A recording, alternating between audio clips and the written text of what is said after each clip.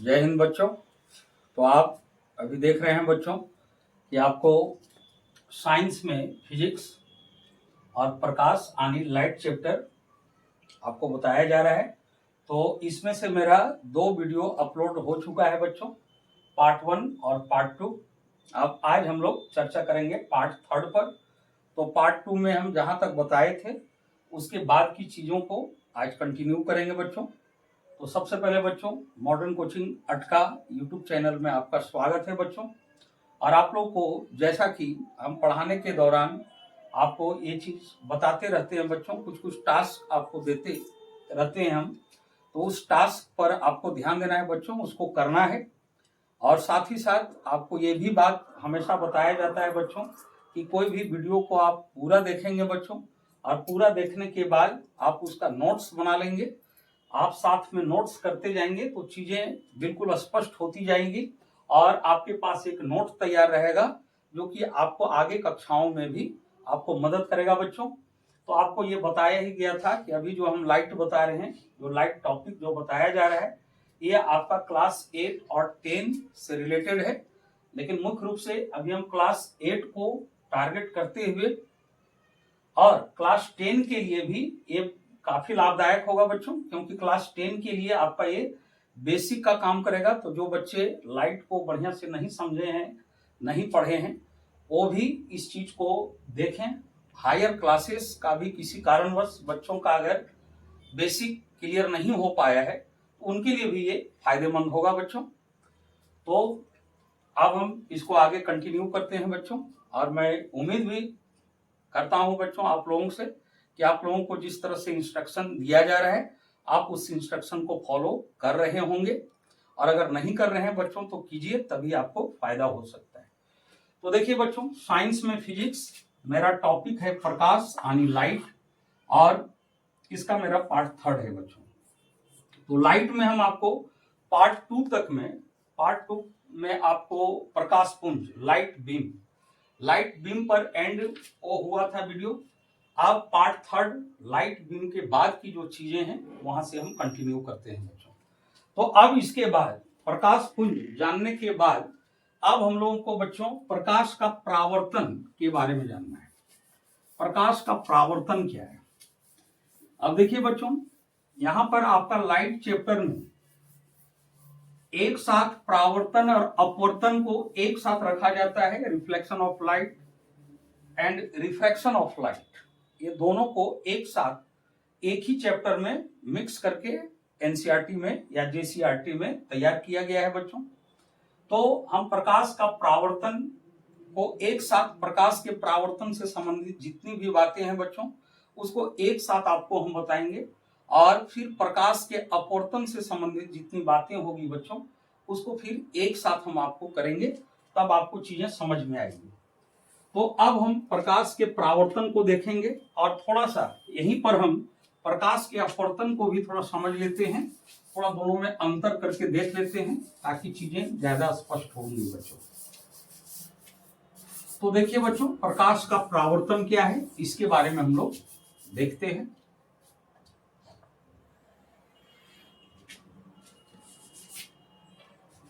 प्रकाश का परावर्तन,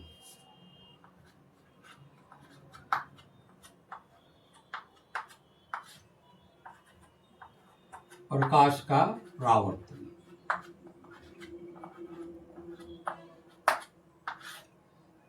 इसको इंग्लिश में बच्चों रिफ्लेक्शन ऑफ लाइट बोला जाता है। रिफ्लेक्शन ऑफ लाइट,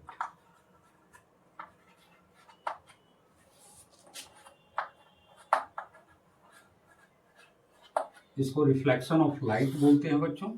और अब इसी के साथ थोड़ा सा हम अपवर्तन का भी चर्चा कर देते हैं बच्चों, क्योंकि परावर्तन के साथ साथ अपवर्तन भी चैप्टर में आपका चर्चा किया गया है। तो यहाँ हम अपवर्तन यानी परावर्तन अपवर्तन एक साथ कर रहे हैं ताकि दोनों में आपको थोड़ा डिफरेंस समझ में आए। उसके बाद परावर्तन वाली सारी चीजें हम एक साथ बताएंगे बच्चों, और फिर अपवर्तन को हम चालू करेंगे, फिर उसको एक साथ करेंगे। इस तरह करने के बाद आपका दिमाग में बातें अच्छी तरह से रह पाएगी। अन्यथा अगर थोड़ी सी बातें हम परावर्तन से रिलेटेड बताएं थोड़ी सी बातें, फिर अपवर्तन बताएं, फिर परावर्तन अपवर्तन, तो इस तरह से बच्चे कंफ्यूज होते हैं और दिमाग में अच्छी तरह से वो सेटअप नहीं कर पाते। तो यहां पर अभी हम फिलहाल इसका बेसिक बातें जो हैं दोनों में अंतर के लिए हम यहां कर रहे हैं, फिर उसके बाद सेपरेट आपको बताया जाएगा। तो इधर है बच्चों प्रकाश का अपवर्तन।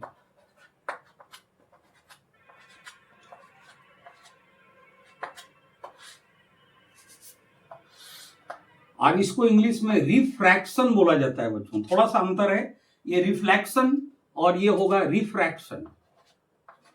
रिफ्रैक्शन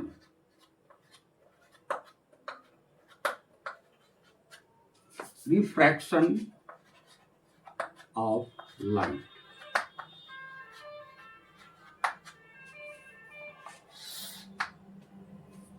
तो अब हम देखते हैं बच्चों कि प्रकाश का परावर्तन होता क्या है।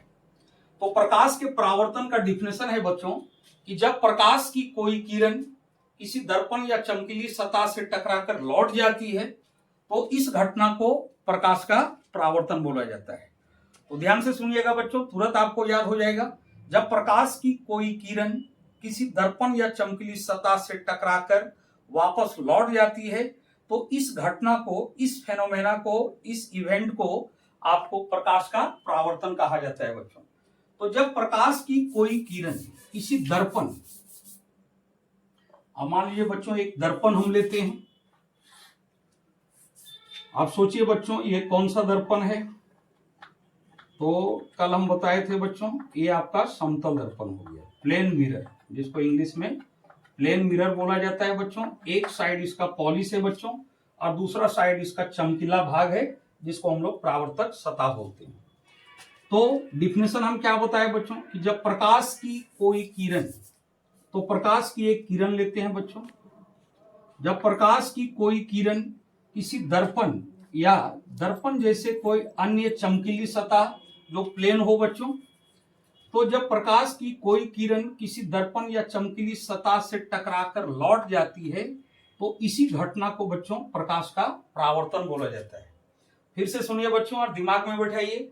जब प्रकाश की कोई किरण किसी दर्पण या चमकीली सतह से टकराकर लौट जाती है तो इसी घटना को प्रकाश का परावर्तन कहा जाता है बच्चों।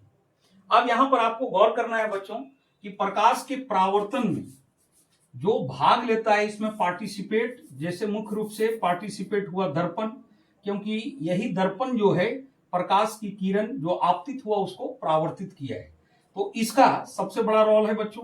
तो यहाँ पर जो भी माध्यम भाग लेगा, जैसे दर्पण यहाँ पर पार्टिसिपेट हो रहा है या दर्पण जैसा ही कोई दूसरा चमकीली सतह भी हो सकता है बच्चों। तो दर्पण आपको पता होगा बच्चों, दर्पण पारदर्शक है या अपारदर्शक है बच्चों। दर्पण आपका ट्रांसपेरेंट है या नॉन ट्रांसपेरेंट या ओपेक, ये क्या है बच्चों। तो आप लोग जानते होंगे बच्चों कि प्रकाश की किरण जिस माध्यम के आर पार चली जाती है बच्चों, वो माध्यम, वो वस्तु मेरा पारदर्शक कहलाता है, और प्रकाश की किरण उसके आर पार नहीं जा पाती है तो वो चीजें मेरा अपारदर्शक कहलाता है, अगर प्रकाश की किरण आर पार नहीं हो पाती है। और जब प्रकाश की किरण आर पार नहीं होगी बच्चों तो हम उस वस्तु से उस पार की चीजों को नहीं देख सकते, क्योंकि जब तक लाइट उसमें पास नहीं करता है, लाइट उससे होकर गुजरता नहीं है बच्चों, तब तक उसके पार की चीजें भी हमको दिखाई नहीं देगी। तो कहने का मतलब अपारदर्शक वस्तु एक ऐसा वस्तु होता है जिसके आर पार प्रकाश की किरण आ जा नहीं पाती हैं, और जब आर पार आ जा नहीं पाती हैं तो आर पार की चीजें भी हमको दिखाई नहीं देती हैं, यानी अपारदर्शक वस्तु के उस पार की चीजें हमें दिखाई नहीं देगी।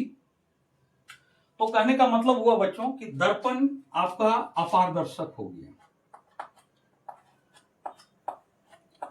अपारदर्शक, यानी जो भी इसमें माध्यम पार्टिसिपेट हो रहा है ये अपारदर्शक हो रहा है बच्चों।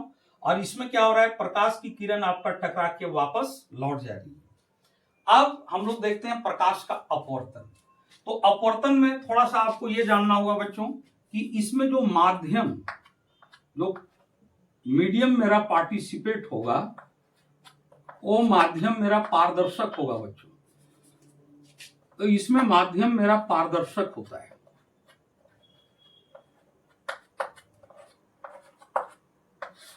पारदर्शक माध्यम होता है, ट्रांसपेरेंट माध्यम होता है इसमें। अब पारदर्शक माध्यम में मेरा कौन कौन सा माध्यम आता है बच्चों? तो पारदर्शक में विशेष रूप में यहाँ पर जो अपवर्तन में पार्टिसिपेट होता है उस माध्यम की हम बात करेंगे बच्चों।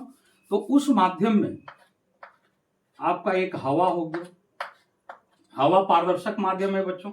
हवा से होकर प्रकाश की किरण पास कर सकती है, हवा में गुजर सकती है और हवा में हम चीजों को आर पार देख पाते हैं बच्चों। तो हवा, एयर आपका पारदर्शक माध्यम हुआ।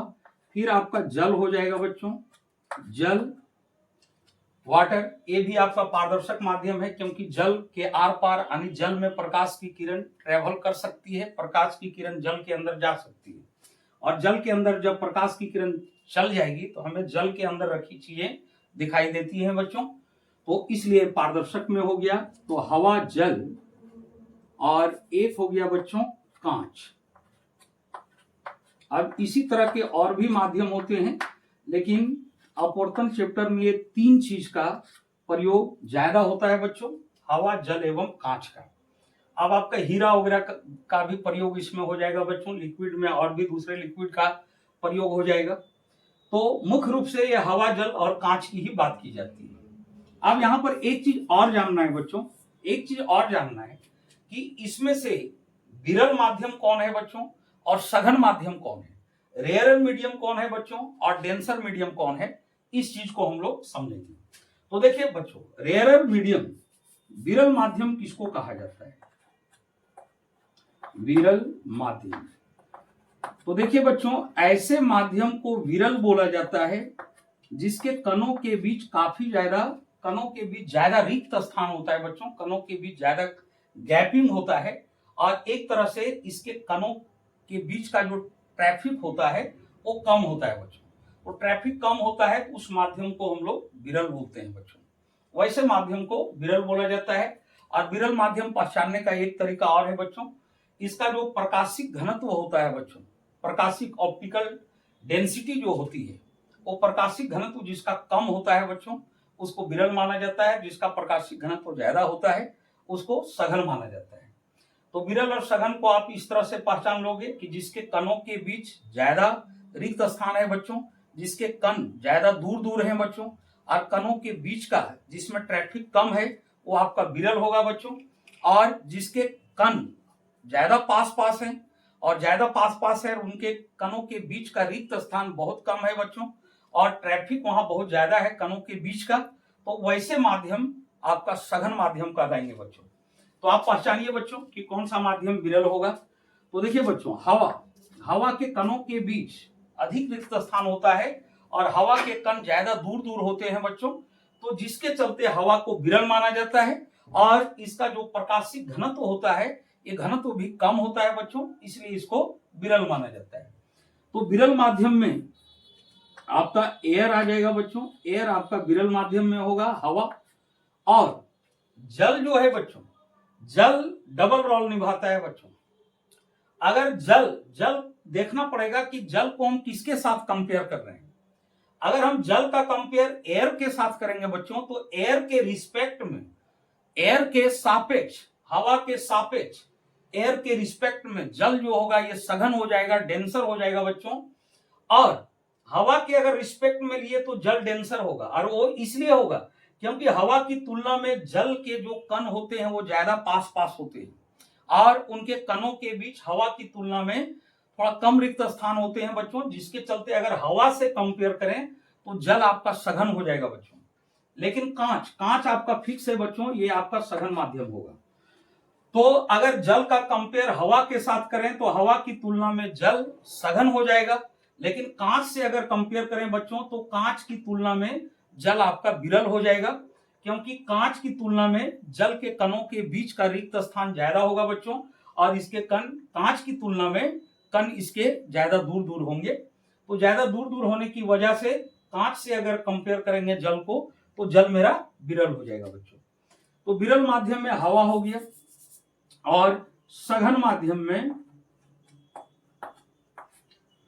माध्यम में डेंसर मीडियम में आपका कांच हो जाएगा, ये फिक्स है बच्चों।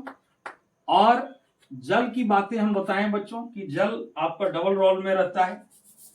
तो जल किसके साथ, हम किस माध्यम के साथ कंपेयर कर रहे हैं, इस पर डिपेंड करता है बच्चों। तो अगर हवा के सापेक्ष हम जल को ले रहे हैं, हवा के सापेक्ष जल, अगर हवा के सापेक्ष ले रहे हैं, हवा के कंपेयर में ले रहे हैं, तो जल मेरा सघन हो जाएगा बच्चों। हवा के सापेक्ष जल सघन हो जाएगा।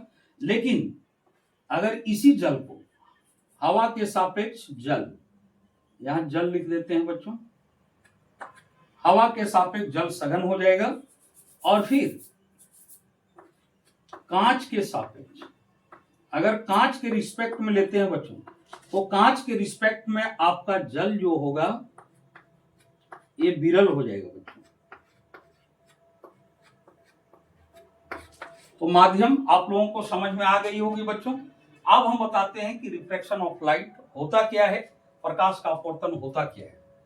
तो अब देखिए बच्चों, प्रकाश का अपवर्तन में क्या बातें हैं। तो इसमें सबसे पहली बात है कि जो माध्यम यहां पार्टिसिपेट होंगे बच्चों, वो पारदर्शक माध्यम पार्टिसिपेट होंगे। और माध्यम में भी कम से कम 2 माध्यम को होना जरूरी है बच्चों। 2 माध्यम कम से कम चाहिए, 2 माध्यम होगा तभी प्रकाश का अपवर्तन होगा बच्चों। तो किस तरह से, तो प्रकाश के अपवर्तन का डिफिनेशन है बच्चों कि जब प्रकाश की कोई किरण या प्रकाश की एक किरण जब एक माध्यम से दूसरे माध्यम में प्रवेश करती हैं, यानी 2 अलग अलग माध्यमों में वो प्रवेश करती हैं, तो वहां पर प्रकाश की किरण जब एक माध्यम से दूसरे माध्यम में जाती हैं, तो उसका जो डायरेक्शन होता है बच्चों, उसका डायरेक्शन में थोड़ा परिवर्तन आ जाता है, यानी उसका डायरेक्शन थोड़ा चेंज हो जाता है। यानी जिस डायरेक्शन में प्रकाश की किरण पहला माध्यम में आई और फिर सेकंड माध्यम में वो इंटर की, तो इंटर करने के बाद जब वो फर्स्ट मीडियम से सेकंड मीडियम में प्रकाश की किरण जाती है, तो उसका डायरेक्शन थोड़ा चेंज हो जाता है बच्चों। अपने डायरेक्शन से वो थोड़ा मुड़ जाती है, यानी थोड़ा बेंड कर जाती है। और यही जो बेंडिंग होता है बच्चों प्रकाश की किरण का, यही कहलाता है प्रकाश का अपवर्तन। तो इसका डिफिनेशन हुआ बच्चों कि जब प्रकाश की कोई किरण एक माध्यम से दूसरे माध्यम में, कहने का मतलब 2 भिन्न भिन्न माध्यमों में, जब प्रकाश की किरण एक माध्यम से दूसरे माध्यम में प्रवेश करती हैं, तो उसकी दिशा में परिवर्तन होता है, अर्थात वह अपनी दिशा से कुछ मुड़ जाती है। और यही अपनी दिशा से जो कुछ मुड़ती है, इसी को कहा जाता है प्रकाश का अपवर्तन। अब इस चीज को आप देखिए बच्चों, इसको हम आपको फिगर में करके दिखाते हैं कि किस तरह से होता है यहां पर बातें।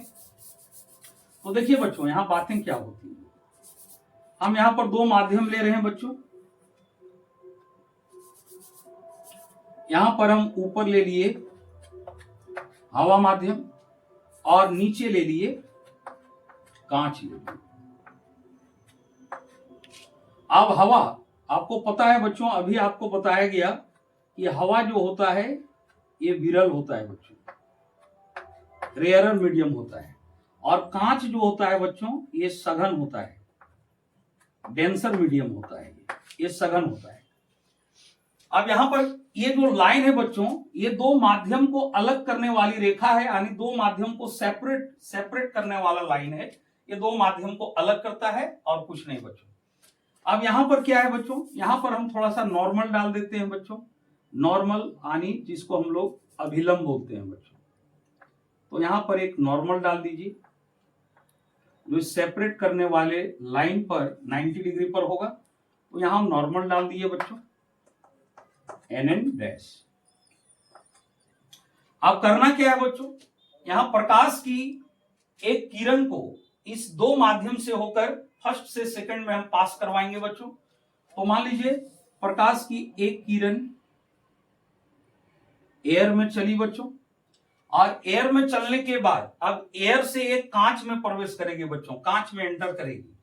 तो कांच में एंटर करेगी तो इसका डायरेक्शन एक्चुअल में ऐसे होना चाहिए था बच्चों, इसका डायरेक्शन ऐसे होना चाहिए था एक्चुअल में। लेकिन जब मीडियम चेंज हो रहा है बच्चों, तो प्रकाश की किरण इस डायरेक्शन में इसमें एंटर नहीं करेगी, इस डायरेक्शन में एंटर नहीं करेगी, बल्कि अपने डायरेक्शन से थोड़ा सा बेंड कर जाएगी बच्चों, अपने डायरेक्शन से थोड़ा बेंड कर जाएगी, यानी इस तरह से प्रकाश की किरण इससे बाहर निकलेगी। अब यही जो घटना हुआ बच्चों, यही घटना प्रकाश का अपवर्तन हुआ। इसी फेनोमेना को हम प्रकाश का अपवर्तन बोलते हैं बच्चों। और डिफिनेशन में हम यही चीज बताए बच्चों, फिर से एक बार देख लीजिए कि जब प्रकाश की कोई किरण एक माध्यम से दूसरे माध्यम में प्रवेश करती है तो उसकी दिशा में परिवर्तन होता है, डायरेक्शन उसका बदल जाता है, यानी वह अपनी दिशा से थोड़ा बेंड कर जाती है। इसका डायरेक्शन यहां था बच्चों और ये बेंड करके इस ओर आया, इस ओर आ गया ये बेंड करके। इसको एक्चुअल में ऐसे निकलना चाहिए था, लेकिन ऐसे ना निकल के एंटर करके, बल्कि ये थोड़ा अपनी दिशा से मुड़ गया बच्चों, अपनी दिशा से बेंड कर गया। और इसी घटना को बोला जाता है बच्चों प्रकाश का अपवर्तन बोला जाता है। अब इसका एक कंडीशन और दिखाते हैं बच्चों आप लोगों को। ऊपर उसी तरह माध्यम हवा हो गया बच्चों, और हवा आपका विरल माध्यम है। और फिर नीचे हो गया बच्चों कांच, और कांच आपका सघन माध्यम हो गया। अब यहां पर नॉर्मल दिखाइए बच्चों।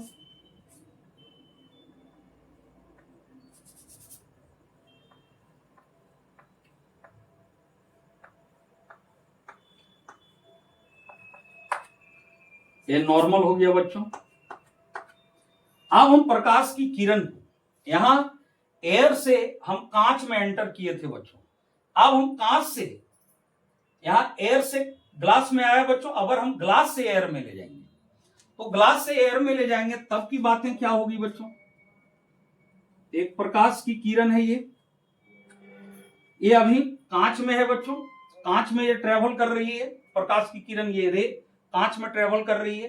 अब कांच के बाद अब ये कांच से बाहर निकल के अब एयर में एंटर करेंगे बच्चों, तो यहां मीडियम चेंज हो गया। मीडियम जब चेंज हो गया बच्चों, अगर मीडियम चेंज नहीं होता तब तो प्रकाश की किरण जिस डायरेक्शन में कांच में चल रही थी उसी डायरेक्शन में ये आगे की ओर निकल जाती। लेकिन चूंकि यहां मीडियम चेंज हो रहा है बच्चों, तो मीडियम चेंज हो रहा है तो प्रकाश की किरण के डायरेक्शन में चेंजिंग होगा, यानी वो अपने डायरेक्शन से थोड़ा बेंड कर जाएगी बच्चों। और इसका बेंडिंग किस तरह से होगा बच्चों, तो इसका बेंडिंग इस तरह से होगा। इसको इस डायरेक्शन में जाना चाहिए था, इस डायरेक्शन में ना जाके ये बेंड होके इस और निकल जाएगा बच्चों।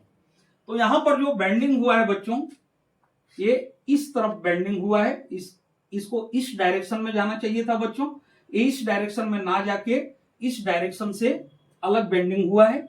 और यहां पर जो बेंडिंग हुआ है बच्चों, यहां पर बेंडिंग देखिए इस डायरेक्शन के इस और बेंडिंग हुआ है, इसका जो एक्चुअल डायरेक्शन है उसके इस और बेंडिंग हुआ है, और यहां पर एक्चुअल डायरेक्शन के थोड़ा अपोजिट बेंडिंग हुआ है बच्चों।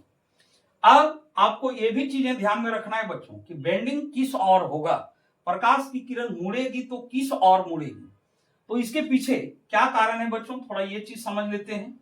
उसके बाद हम लोग ये भी बात समझेंगे कि आखिर प्रकाश की किरण जब एक माध्यम से दूसरे माध्यम में एंटर करती है, जब मीडियम चेंज होता है, मीडियम अगर सेम रहा बच्चों तो प्रकाश में किसी भी तरह का अपवर्तन नहीं होगा।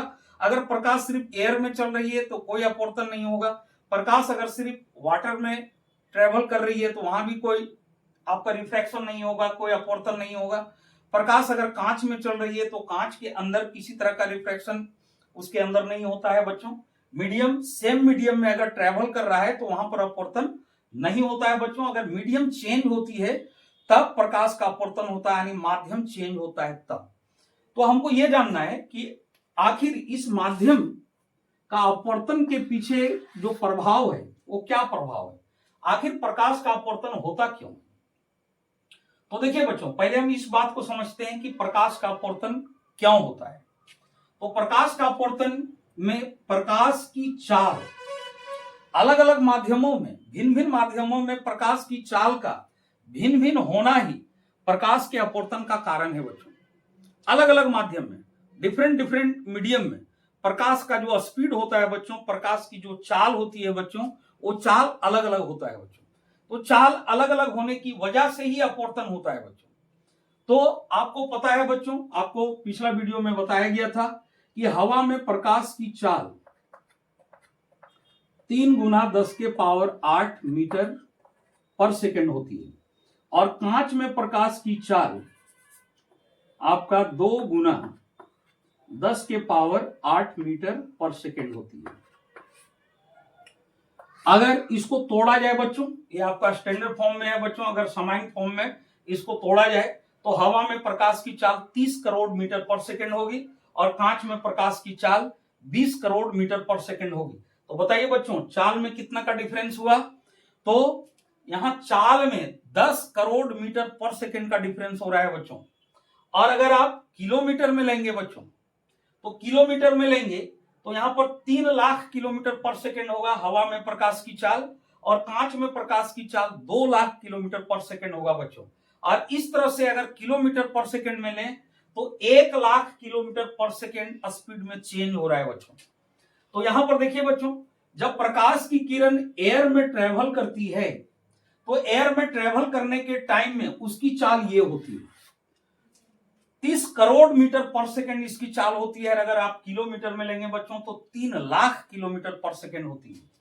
तो एयर में प्रकाश इतना स्पीड से ट्रेवल कर रही है, और एयर के बाद जैसे ये कांच में इन करती है, इसका चाल अचानक डैमेज हो जाता है बच्चों, वो भी अचानक हो जाता है। और अचानक डैमेज होता है, अंतर भी कम नहीं है बच्चों, कम अंतर से चाल घट नहीं रहा है। यहां पर बहुत ज्यादा फासला है बच्चों, 10 करोड़ मीटर पर सेकंड की फासला है या 1 किलोमीटर पर सेकंड की फासला है। तो 1 किलोमीटर पर सेकंड से इसका चाल अगर डैमेज करता है बच्चों, स्पीड डैमेज करता है, तो इस परिस्थिति में ये क्या होता है बच्चों, ये नॉर्मल की ओर बेंड कर जाता है बच्चों, नॉर्मल की तरफ ये झुक जाता है, क्योंकि यहां स्पीड ज्यादा था और स्पीड यहां ज्यादा हुआ। और इस मीडियम से जैसे ही ये ग्लास मीडियम में इन किया बच्चों, एंटर किया बच्चों ग्लास मीडियम में, तो इसकी चाल अचानक घट गई बच्चों। और अचानक थोड़ा बहुत नहीं घटा बच्चों, आप साइकिल चलाते हो बच्चों, बाइक चलाते हो, थोड़ा सा आप अनुमान लगाइए। हालांकि अभी आप लोगों को बाइक नहीं चलाना चाहिए बच्चों, ये मैं सजेस्ट नहीं करूंगा, क्योंकि अभी आप बाइक चलाने के लायक अभी आप नहीं हुए हैं बच्चों। उसके लिए एक एज लिमिट होता है बच्चों, तभी आप बाइक वगैरह चलाइए। लेकिन आप साइकिल वगैरह में ये चीज अनुभव किए होंगे बच्चों कि अगर साइकिल स्पीड चल रही है, आप अचानक ब्रेक ले लेते हैं बच्चों, तो आप एक तरफ अपने तरफ झुक जाते हैं, या हो सकता है आप गिर भी जाएंगे बच्चों। अगर अचानक आप ब्रेक ले लेते हैं, अचानक चाल स्पीड को आप घटा देते हैं बच्चों, तो आप अपने तरफ एक तरफ आप झुक जाएंगे बच्चों, अपने तरफ झुक जाएंगे, यानी नॉर्मल की ओर झुक जाएंगे बच्चों, नॉर्मल की ओर। और यहां पर क्या होता है बच्चों, इस जगह पर प्रकाश की किरण कांच से हवा में जा रही है बच्चों। तो जब कांच से हवा में जाती है तो कांच में प्रकाश की चाल आपका 2 गुना 10 के पावर 8 मीटर पर सेकेंड है बच्चों, और आपका हवा में 3 गुना 10 के पावर 8 मीटर पर सेकेंड है बच्चों।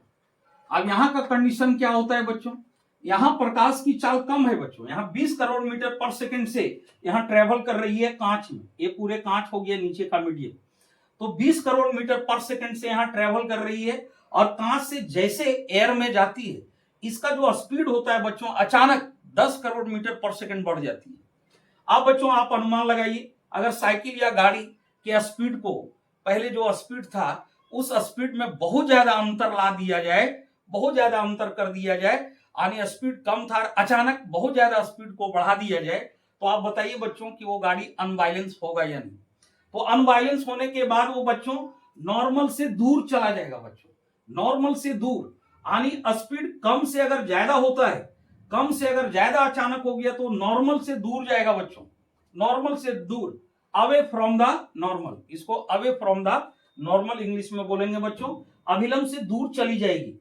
जब स्पीड पहले कम था, इस मीडियम में कम था बच्चों, और यहां से जैसे इस मीडियम में आया स्पीड अचानक बढ़ गया बच्चों, और अचानक बढ़ा तो कम नहीं बढ़ा बच्चों, यहां 10 करोड़ मीटर पर सेकंड का फासला हो जा रहा है बच्चों, 1 लाख किलोमीटर पर सेकंड का स्पीड में फासला हो जा रहा है, जिसके वजह से ये अनबैलेंस हो जाता है, स्पीड अचानक बढ़ जाने से अनबैलेंस हो जाता है, और अनबैलेंस होने से ये नॉर्मल से दूर मुड़ जाता है बच्चों। नॉर्मल यहां पर है तो नॉर्मल की ओर नहीं आया बच्चों, बल्कि नॉर्मल से दूर गया बच्चों। इसका डायरेक्शन देखिए, इसका सीधा डायरेक्शन ये था, तो इस डायरेक्शन से लाइट में अगर किसी तरह का बेंडिंग नहीं होता, अपवर्तन नहीं होता, तो लाइट ऐसे निकलता बच्चों। लेकिन यहां पर चूंकि बेंडिंग हुआ है, तो बेंडिंग किस ओर हुआ है बच्चों, तो यहां पर देखिए इसका एक्चुअल डायरेक्शन ये होना चाहिए, इस डायरेक्शन से और दूर हट के है, टुवर्ड्स नहीं, अवे, इससे और दूर हट के है बच्चों। मतलब ये नॉर्मल की ओर नहीं आ रहा है, बल्कि नॉर्मल से दूर जा रहा है बच्चों, नॉर्मल से दूर जा रहा है, अवे फ्रॉम द नॉर्मल।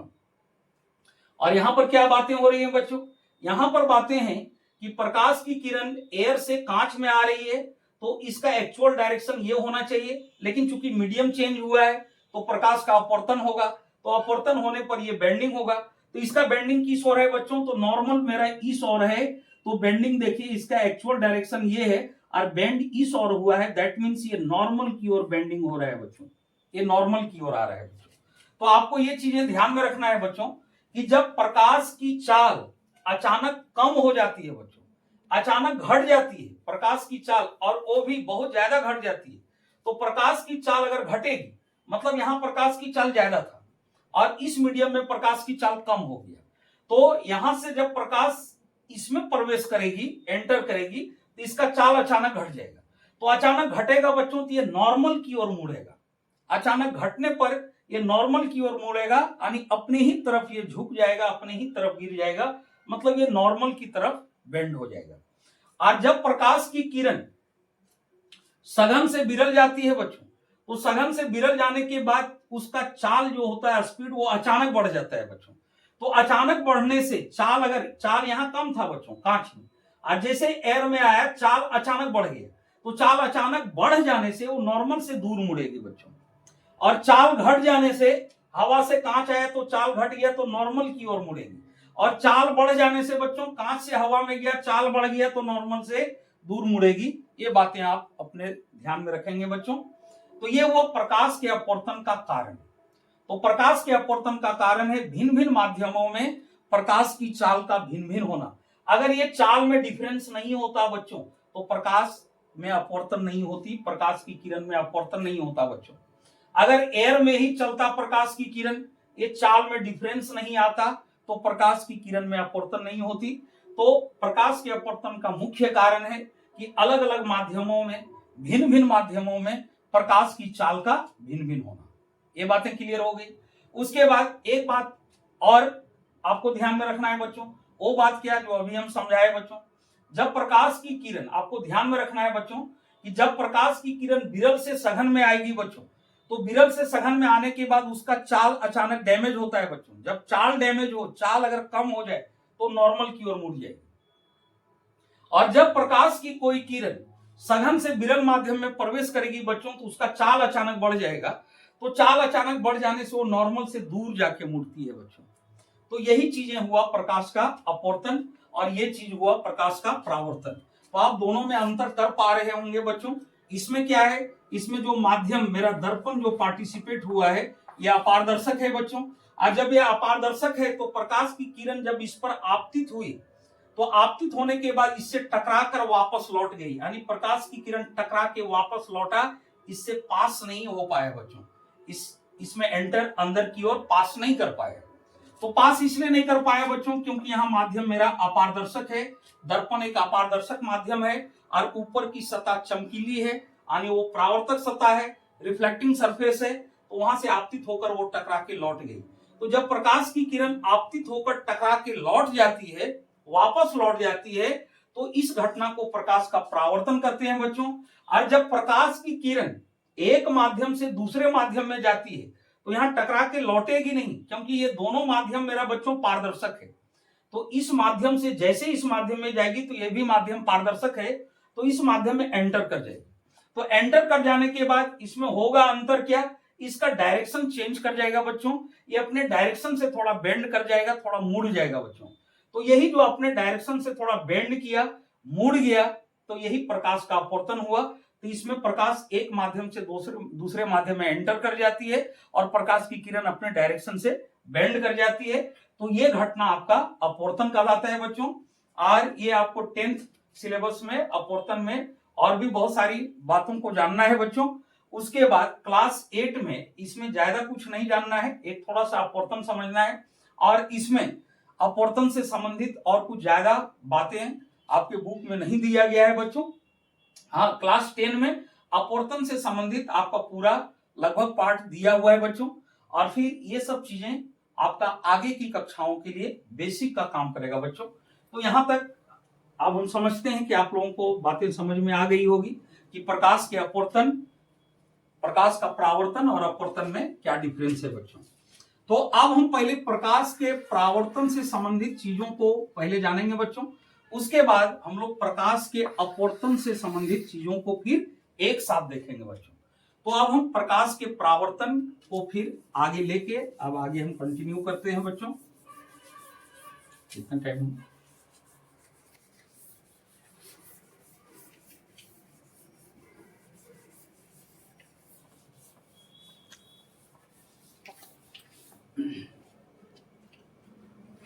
अब देखिए बच्चों, प्रकाश के परावर्तन के अंदर अब हमको क्या क्या चीजें जानना है।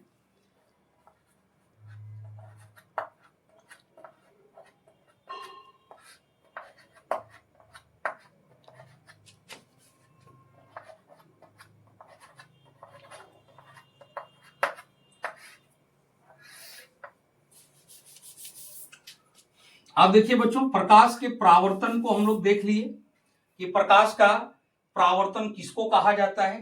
अब हमको जानना है बच्चों कि प्रकाश के परावर्तन के कितने टाइप होते हैं बच्चों। अब इस चीज को हम लोग समझेंगे, प्रकाश के परावर्तन के अंदर हम इसका टाइप अब प्रकार समझेंगे बच्चों।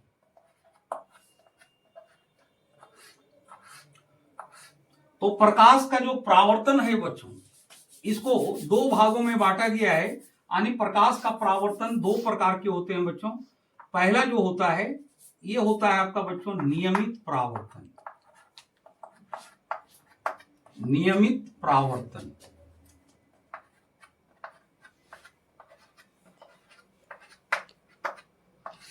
और इसको इंग्लिश में बोला जाता है बच्चों रेगुलर रिफ्लेक्शन।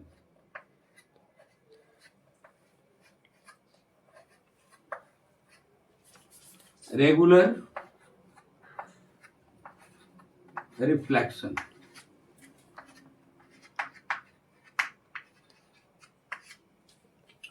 और दूसरा होता है बच्चों इसी का अपोजिट, आप इसको अनियमित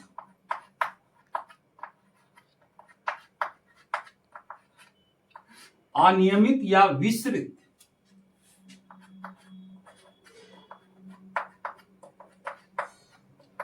अनियमित या विस्तृत परावर्तन इसको बोला जाता है बच्चों। इंग्लिश में इसी का अपोजिट कर दीजिए बच्चों, नियमित का अपोजिट, तो नियमित यानी रेगुलर, तो अनियमित का इरेगुलर हो जाएगा बच्चों।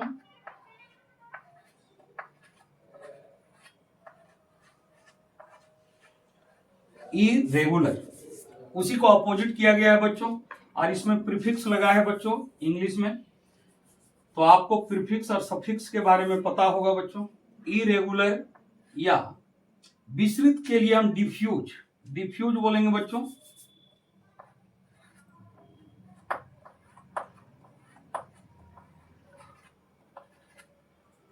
डिफ्यूज विस्तृत के लिए रिफ्लेक्शन।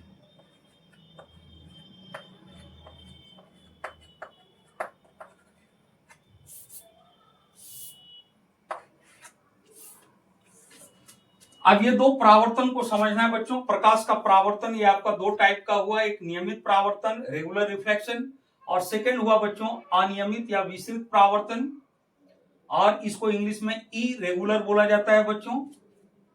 इरेगुलर या डिफ्यूज रिफ्लेक्शन इसको बोलेंगे बच्चों। अब हम देखते हैं बच्चों कि नियमित परावर्तन किसको कहा जाता है, एक एक करके फिर ये दोनों बातों को समझते हैं बच्चों। नियमित परावर्तन और फिर सेकंड हम लोग अनियमित या विस्तृत परावर्तन को देखेंगे बच्चों।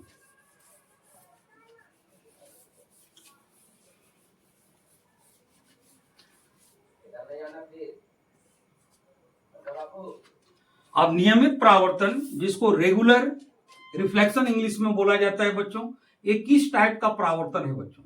तो ये परावर्तन में थोड़ा सा दो बातें आपको ध्यान में रखना होगा बच्चों। एक बातें ये कि नियमित परावर्तन में जो प्रकाश का परावर्तन होगा वो एक निश्चित नियमानुसार होगा, एक निश्चित नियम पर यहां प्रकाश का परावर्तन होगा। निश्चित नियम पर ये रिफ्लेक्शन करेगा। तो एक निश्चित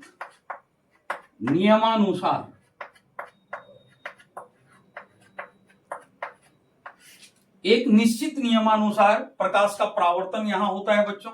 और एक बातें और आपको ध्यान में रखना है बच्चों कि इसमें समांतर आपतित किरणें, अगर आपतित किरणें समांतर में, मतलब किरणें अगर समांतर में आपतित हो रही हैं, समांतर आपतित किरणें, समांतर आपतित किरणें समांतर में ही परावर्तित होती हैं बच्चों।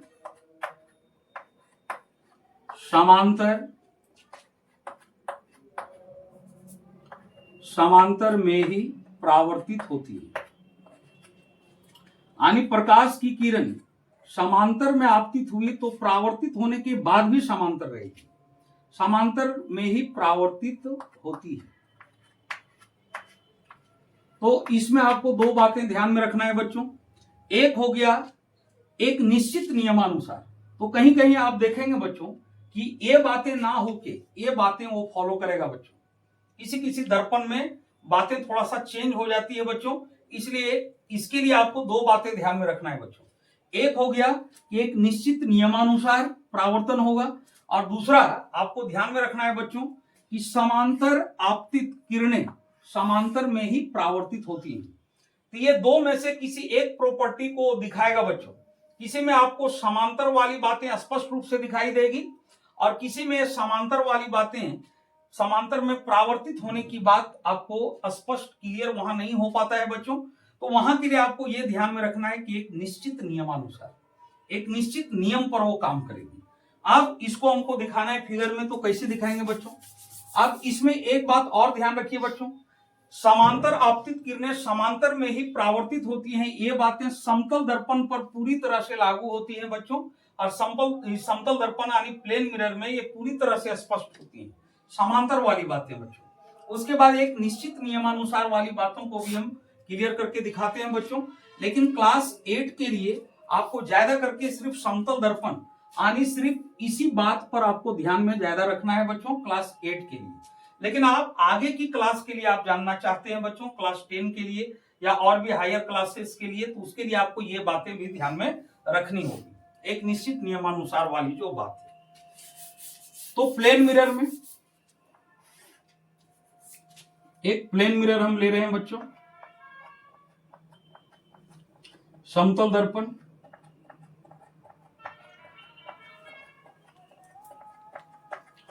अब इसमें बच्चों एक प्रकाश की किरण मान लीजिए इस तरह से आपतित हुई बच्चों, और ये इस तरह से रिफ्लेक्ट होगी। अब दूसरी प्रकाश की किरण इसी के पैरेलल आपको आपतित करना है बच्चों। अब ये जो रिफ्लेक्ट होगी बच्चों, ये रिफ्लेक्ट होके इसी के पैरेलल में जाएगी बच्चों। अब फिर कुछ और रे ले लीजिए बच्चों, एक रे और ले लेते हैं, इसी आपतित किरण के पैरेलल लेते हैं बच्चों, ये भी रिफ्लेक्ट होके आपका पैरेलल में जाएगा बच्चों। तो इस तरह के परावर्तन जिसमें प्रकाश की किरण पैरेलल में आपतित होती है, इंसिडेंट होती है पैरेलल में, और दर्पण से टकराने के बाद दर्पण या दर्पण के जैसा ही कोई चिकनी या चमकीली सतह, लेकिन बिल्कुल दर्पण के जैसा प्लेन होना चाहिए बच्चों, तभी यह बात हो सकती है, अन्यथा यह बात नहीं होगी बच्चों। तो अगर प्रकाश की किरणें पैरेलल में, यहां पर देखिए बच्चों 3 रे हम लिए हैं और तीनों रे पैरेलल में आपतित हो रही है, और ये तीनों रे जब परावर्तित हुई, अब यहां पर हम थोड़ा सा कुछ नाम दे देते हैं बच्चों, ये ए हो गया, और ये जो इसका जो रिफ्लेक्शन हुआ है बच्चों वो हुआ है ए डैश में, और फिर इसका ए डैश में हुआ, फिर सेकंड को आप ले लीजिए बी में, तो बी का रिफ्लेक्शन यहाँ बी डैश कर देते हैं बच्चों, और फिर यहाँ सी ले लेते हैं, और सी का जो रिफ्लेक्शन हुआ बच्चों इसको हम सी डैश ले लेते हैं बच्चों। तो यहाँ पर बातें क्या हो रही है बच्चों, यहाँ पर ये तीनों प्रकाश की किरणें जो आपतित हो रही हैं, ये तीनों पैरेलल है बच्चों। और पैरेलल होने के बाद जब ये दर्पण से टकराई बच्चों, और दर्पण से टकरा के जब परावर्तित हुई, तो परावर्तित होने के बाद भी ये तीनों रे मेरा पैरेलल ही रहा बच्चों। तो इस तरह के परावर्तन को हम नियमित परावर्तन बोलते हैं बच्चों। इस तरह के रिफ्लेक्शन को आपको रेगुलर रिफ्लेक्शन इंग्लिश में कहा जाता है बच्चों। तो इस तरह का परावर्तन कहां पर संभव है बच्चों? तो इस तरह का परावर्तन आपका दर्पण में संभव है बच्चों, और दर्पण में भी खास करके बच्चों आपका समतल दर्पण में, प्लेन मिरर में ये बातें ज्यादा स्पष्ट होती हैं, ज्यादा क्लियर होती हैं। तो ये बातें आपका समतल दर्पण के लिए ज्यादा स्पष्ट और ज्यादा क्लियर होती हैं बच्चों। अब हमको समझना है बच्चों, सेकंड जो मेरा है वो था मेरा अनियमित परावर्तन। तो अनियमित परावर्तन में बातें बिल्कुल अलग हो जाएगी बच्चों। वहां बातें क्या हो जाएगी कि वहां नियम को फॉलो नहीं करेगा बच्चों, एक निश्चित नियमानुसार वहां नहीं होगा बच्चों। वहां पर सिर्फ एक ही नियम फॉलो होता है बच्चों। एक नियम जो दोनों में फॉलो होता है, नियमित और अनियमित में, वो है प्रकाश का परावर्तन। प्रकाश का परावर्तन का नियम हम इसके बाद बताएंगे बच्चों, और वहां पर आपको हम ये क्लियर करेंगे कि दोनों तरह के परावर्तन में प्रकाश के परावर्तन के नियम का पालन होता है, वो नियमित हो या अनियमित। तो प्रकाश के परावर्तन का नियम का पालन इसमें भी होगा और उसमें भी होगा। तो सिर्फ ये प्रकाश के परावर्तन के नियम का पालन करेगा बच्चों, और बाद बाकी और भी जो रूल होते हैं और भी जो नियम होते हैं वो आपका अनियमित या विसरित परावर्तन में फॉलो नहीं होता है बच्चों। इसमें समांतर आपतित किरणें, अनियमित या विसरित परावर्तन में समांतर आपतित किरणें समांतर में ही परावर्तित नहीं होगी बच्चों, ये समांतर में परावर्तित नहीं होगी। तो अगर आपतित समांतर किरणें समांतर में अगर परावर्तित नहीं होती हैं, तो उस तरह का जो परावर्तन होता है बच्चों वो अनियमित परावर्तन या विसरित परावर्तन कहलाता है बच्चों।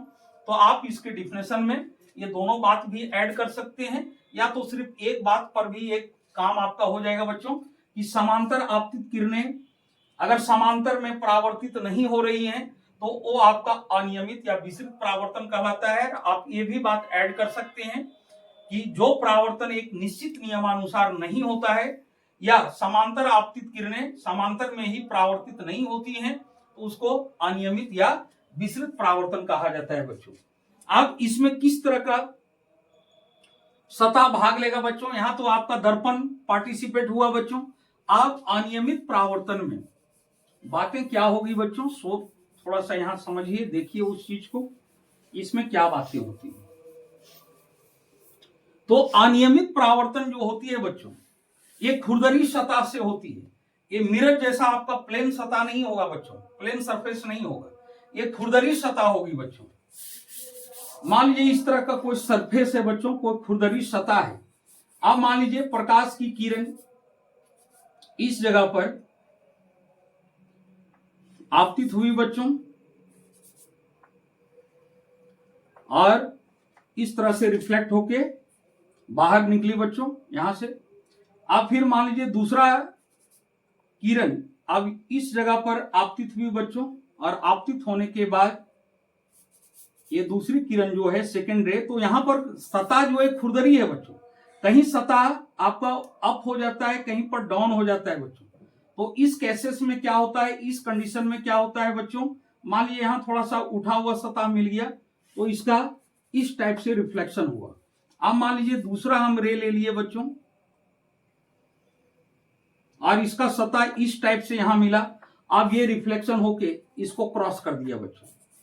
अब मान लीजिए एक और ले लिए बच्चों, जिस तरह से इसका सरफेस मिलेगा उस तरह से ये परावर्तन हो जाएगा बच्चों। जिस तरह से यहां पर इसका सरफेस मिलेगा उस रूप में ये परावर्तन होगा बच्चों, रिफ्लेक्शन होगा।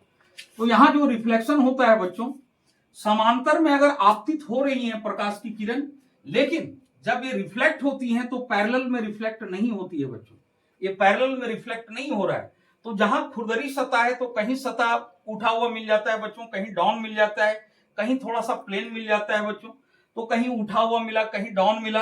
तो उस हिसाब से इसका जो रिफ्लेक्शन होता है बच्चों, ये जैसे तैसे रिफ्लेक्शन हो जाता है। और जैसे तैसे रिफ्लेक्शन होने के कारण बच्चों यहां पर एक ज्यादा चमक पैदा हो जाती है और उसको हम ज्यादा समय तक देख नहीं पाते हैं बच्चों।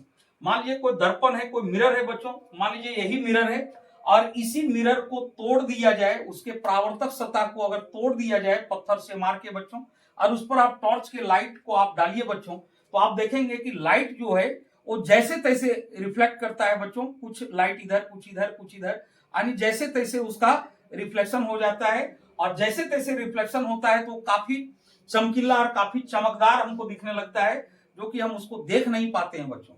तो इस कंडीशन में इसका अगर इमेज बने बच्चों, ये अगर इमेज बनावे तो इस कंडीशन में जो इमेज बनेगी वो चीजें हमको धुंधली ब्लर नजर आएगी बच्चों, वो क्लियर स्पष्ट नहीं दिखेगा।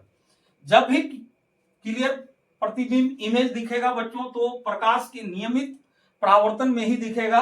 अनियमित या विसरित परावर्तन में जो इमेज अगर बनेगा भी बच्चों तो वो इमेज आपको ब्लर धुंधला दिखेगा बच्चों, वो क्लियर आपको नहीं दिखेगा।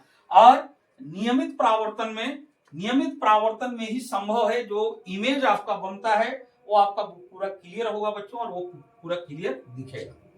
तो अधिकांश सरफेस खुरदरी होती है बच्चों, जो रफ होती है, रफ में आपका अनियमित परावर्तन होता है बच्चों। सिर्फ दर्पण जैसे जो चिकनी सतह है बच्चों, बिल्कुल दर्पण जैसा चिकनी और प्लेन सतह जो है उसी में आपका नियमित परावर्तन होता है। तो आप अनुमान लगा सकते हैं बच्चों कि किस किस कंडीशन में प्रकाश का अनियमित परावर्तन होगा और किस किस कंडीशन में प्रकाश का नियमित परावर्तन होगा।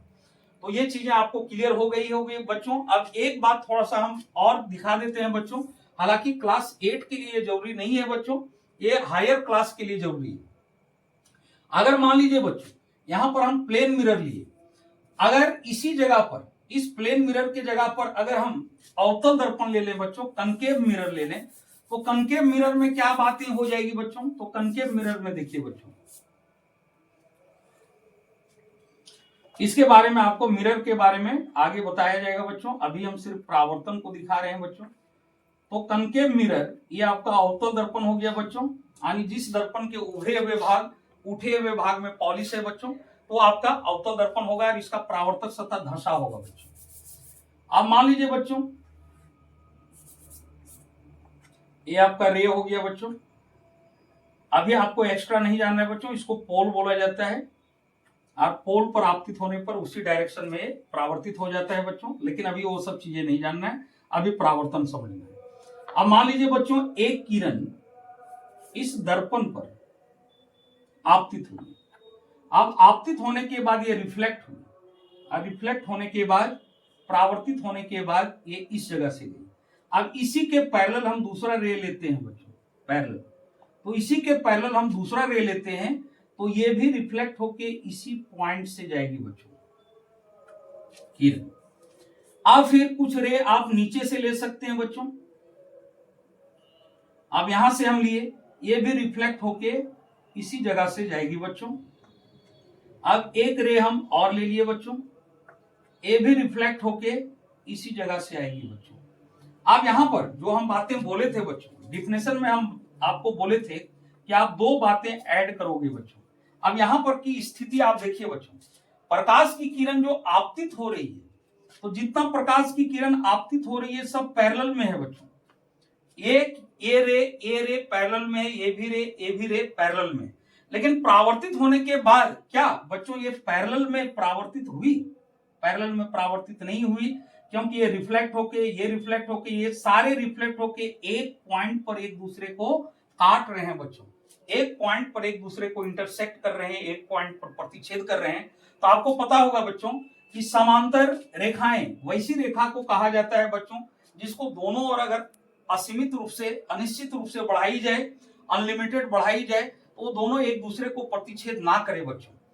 तो इसीलिए हम डिफिनेशन में दो बातें वहां पर हम जोड़े थे बच्चों, कि जिसमें प्रकाश का परावर्तन एक निश्चित नियमानुसार होता है, या एक बात और जोड़े थे कि सभी आपतित समांतर किरणें समांतर में ही परावर्तित होती हैं।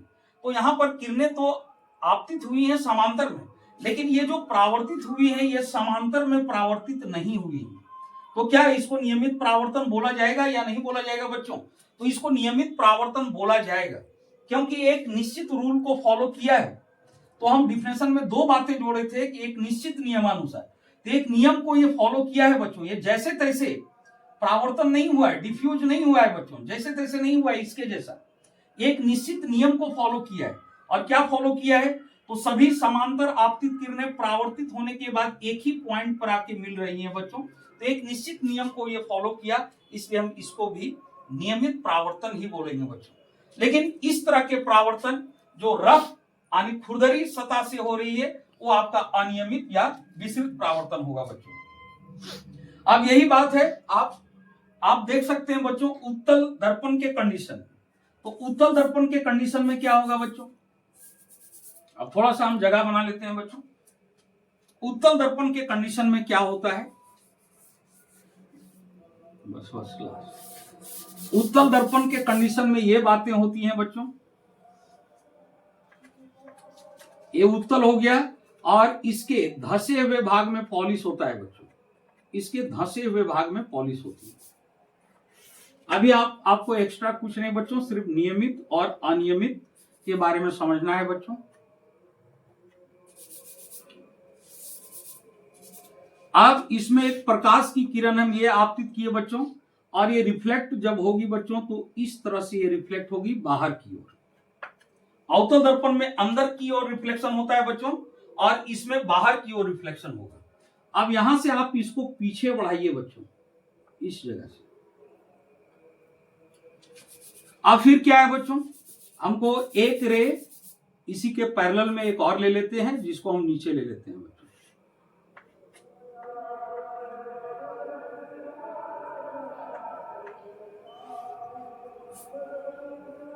अब इसका रिफ्लेक्शन इस टाइप से हुआ बच्चों।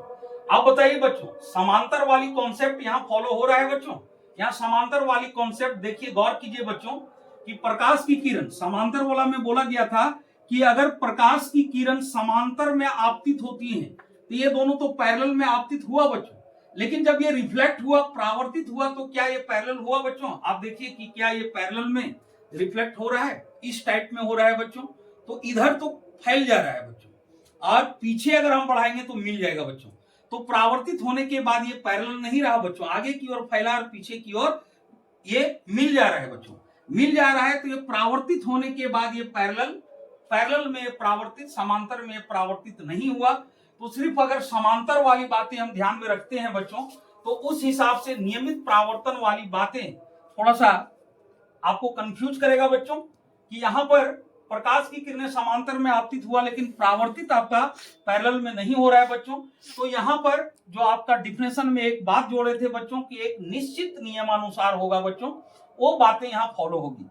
तो यहाँ पर प्रकाश जो आपतित हुई और परावर्तित हुई वो एक निश्चित नियम पर हुई बच्चों, और ये एक पॉइंट से फैलता हुआ दिख रहा है बच्चों। एक पॉइंट से ये फैल रहा है बच्चों, और यहाँ पर किरणें, सारी किरणें एक पॉइंट पर आके कलेक्ट हो रही हैं, एक पॉइंट पर जमा हो रही हैं। तो एक निश्चित नियम को ये फॉलो करते हुए प्रकाश का परावर्तन कर रहा है। इसलिए दर्पण में जो परावर्तन है बच्चों वो आपका नियमित परावर्तन के अंदर आएगा बच्चों। तो बच्चों वीडियो थोड़ा सा लंबा हो रहा है बच्चों, तो आप जितना चीजों को बताया गया बच्चों उसको आप पूरा वीडियो देखिए और उसको समझने का प्रयास कीजिए, और साथ में आप नोट्स भी बना लीजिए बच्चों।